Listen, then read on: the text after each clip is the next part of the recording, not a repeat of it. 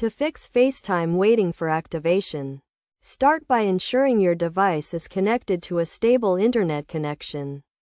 Check your Wi-Fi or cellular data connection to confirm it is working properly. Next, verify that FaceTime is enabled on your device by going to Settings, then FaceTime, and making sure the switch is turned on.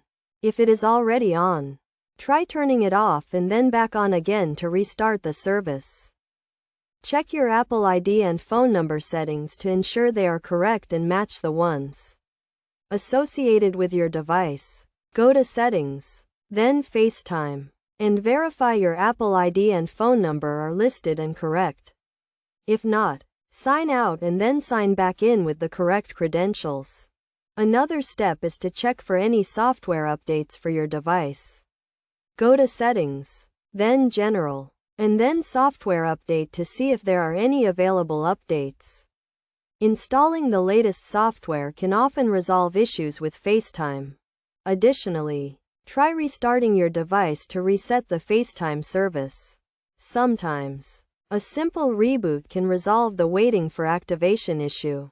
If none of the above steps work, try resetting your network settings by going to Settings, then General, then Transfer or Reset, and then Reset, and selecting Reset Network Settings.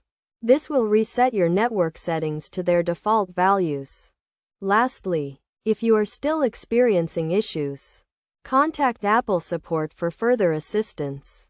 They can help you troubleshoot the problem and provide additional guidance to get FaceTime up and running. By following these steps, you should be able to fix the FaceTime waiting for activation issue and start making video and audio calls again. Remember to always keep your device and software up to date to prevent similar issues in the future.